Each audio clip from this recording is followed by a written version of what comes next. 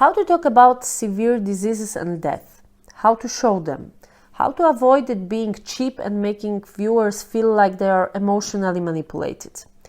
These are three questions which filmmakers have been raising since the very beginning of the cinema. Other artists also had this dilemma before, but writing about death seems to be easier than showing it. Bartosz Prokopowicz, the director of the movie Chemo, found an unusual answer to this question. We don't often can encounter such crazy characters as Lena and Benek. She is sick of cancer and he is madly in love with her from the first sight. She wants to kill herself. He wants to show her that life is worth living no matter what. Chemo sounds like a love story, a true melodrama, the end of which is actually very predictable. But without any warning, the viewers get a mad picture full of extreme, rarely positive emotions. It's like a video clip, actually. Great love is rapidly disturbed by pain, grief, and the personal tragedy of a main character who seems not to want to share it with any of her relatives. Lena is an egoist. She's focused on her anger and her aversion to the world, which treated her so unfairly. The character is brilliantly played by Agnieszka Żulewska. She was awarded a Zbigniew Cybulski Prize granted to the most outstanding actors in 2015. She seems to shout straight to the camera, "I am sick and you can't judge me. I want to live through this tragedy by myself and on my own." Żulewska's acting is very explicit, sometimes even repellent. So the viewers don't dare to judge her, but we think actually it would be kind of improper thing to do. Sometimes we think the main character isn't Lena, but her husband Benek. He's weak, alone with his love, but ready to fight for his wife and her life. Before watching the movie, you have to remember that Chemo, which received an award for the Best International Movie at the International Film Festival Berlinale, is very difficult.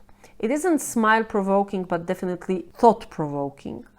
After you learn the movie directed by Prokopowicz is based on a true story, you will also need a handful of tissues. Magdalena Prokopowicz, the director's wife, who died of cancer in 2012, came up actually with the idea of the movie Chemo. I'd like to tell you something about Magdalena and her foundation Rock and Roll. In Polish, cancer is rak. The name refers to rock and roll. In Polish, rak and roll.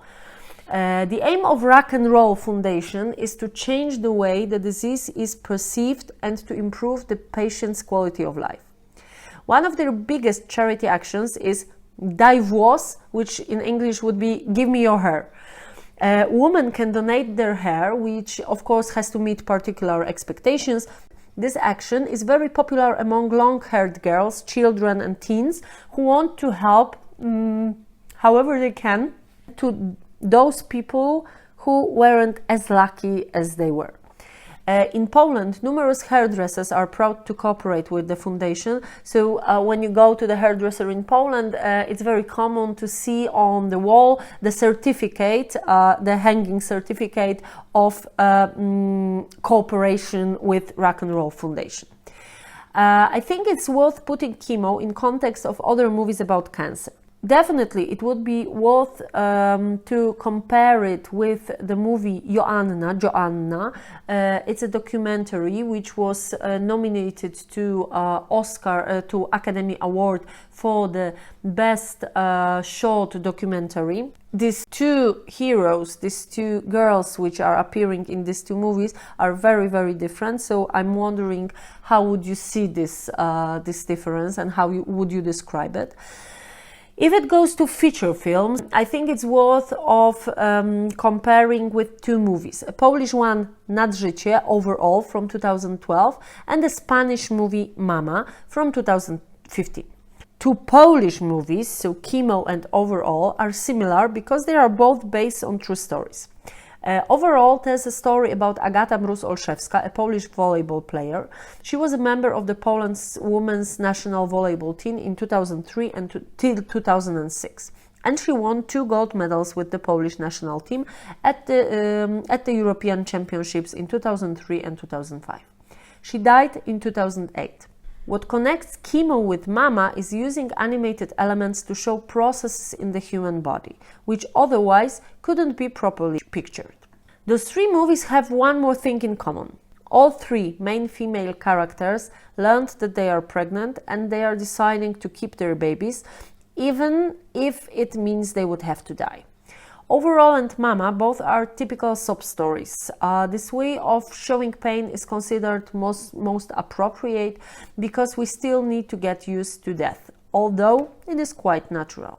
But Crazy Chemo, which leaves viewers angry, seems actually definitely most authentic. The convention which the director decided on may be open to doubt, may be controversial, but undoubtedly the movie shows true emotions, and true emotions is what we need in the good cinema, and it's what good cinema is about.